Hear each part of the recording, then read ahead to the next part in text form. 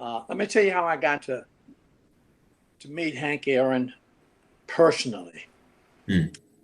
Uh, Hank's first wife, her name was Barbara Lucas, was the sister of Bill Lucas. Mm. Bill Lucas and I were good friends because we played baseball together. He's two and a half, 3 years older than me. We played on the same team. He recognized I was great. We went to the same college, Florida A&M University, Mm-hmm. in Tallahassee, Florida, both on baseball scholarships. Um, we also both were graduated in ROTC and got commissions in the United States Army. Nice. But Luke, after his stint in the service, was signed by the Braves, and he went into their farm system. Mm. When I graduated 2 years later, uh, I had an offer to go into the farm system with the Chicago Cubs, but instead, I took the commission and I stayed in the military for 20 years. Mm. Okay, now, fast forward the story to the year 1977, 1978. I was a lieutenant colonel. I was the commander of the San Juan District Recruiting Command in San Juan, Puerto Rico.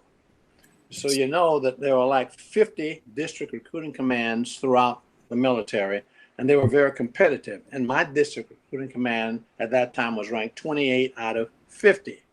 Hmm. So Bill Lucas was selected as the first African American general manager for Major League Baseball. The same as Jackie Robinson broke the color barrier for active players, Bill Lucas broke the color barrier for general managers in Major League Baseball. Wow. Ted Turner hired him, and he went up through the ranks, and he ended up being the general manager.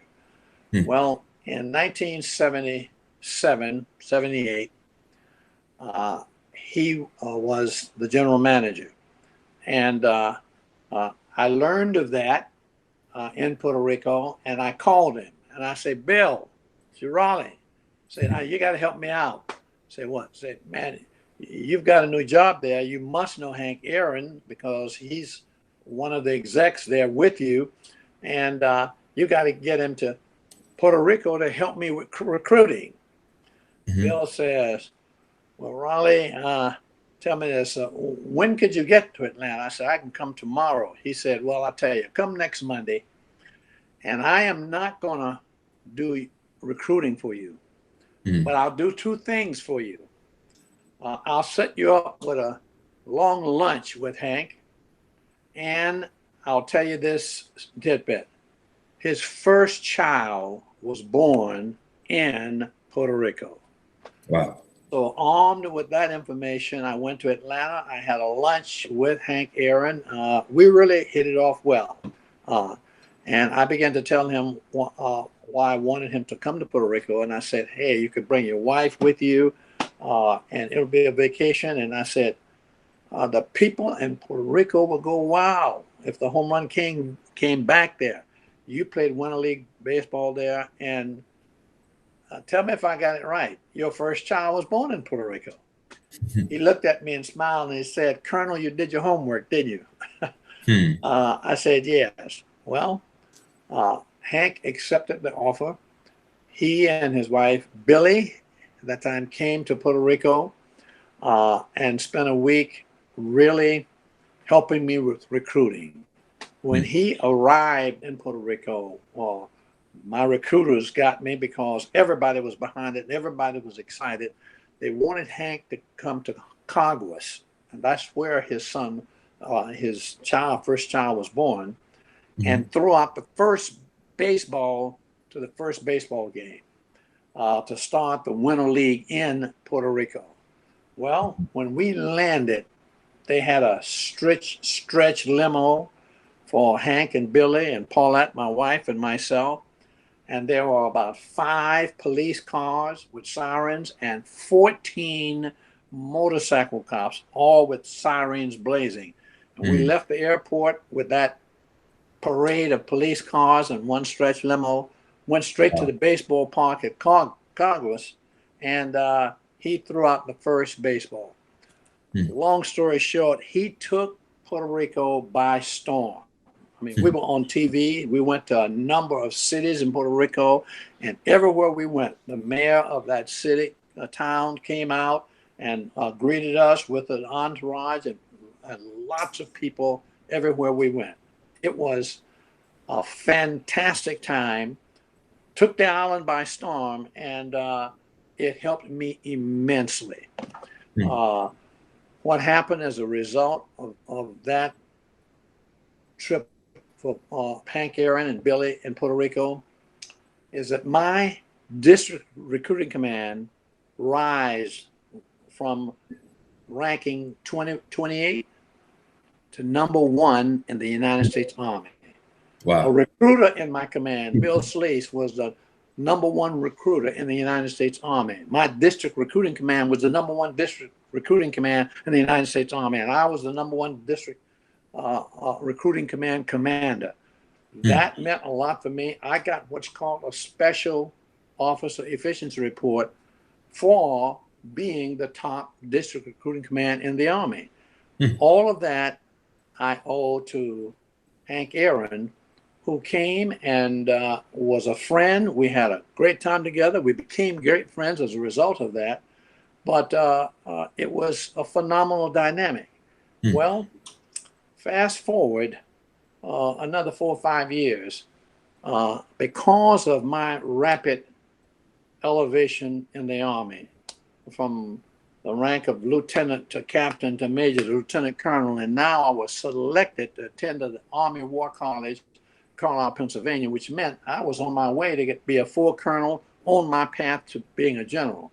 There Hmm. were people who were envious of that, and Hmm. virtually all of these people who made accusations against me, none of which were true, were people of the lighter hue. It Hmm. was an issue of jealousy. And uh, the inspector general investigated me several times. I ended up, after several investigations, because each time they didn't find anything, before what's called a show cause board in the Army. On the military base, Fort McPherson, Georgia, which is outside of Atlanta, I went before a tribunal of 3 white generals, two Hmm. one-star general and a two-star general. And I needed to show cause as to why I should remain in the military by defending myself against all of those bogus allegations. Hmm. Uh, I called Hank, told him what was happening. He said, "Where is it going to be held and when?" And I told him. Well, Hank came to Fort McPherson and he was a character witness for me. He Hmm. debunked all of those lies, which was that I brought Hank to Puerto Rico and he had fun in the sun and didn't sign autographs. All of that was untrue.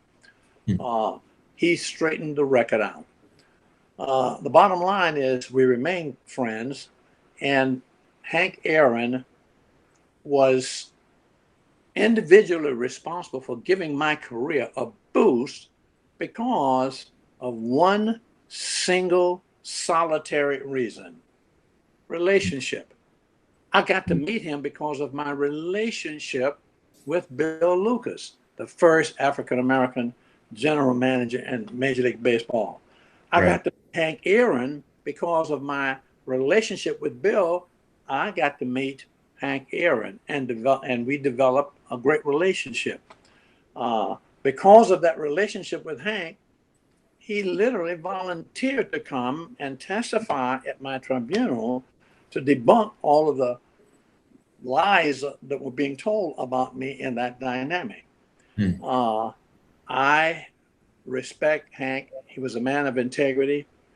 He cared about people in general. He certainly cared about African Americans, and he was willing to do whatever he could to lend a helping hand. He did that for me, and I will be eternally and forever grateful for my friend Hank Aaron, who really boosted my career in a phenomenal way. Hmm.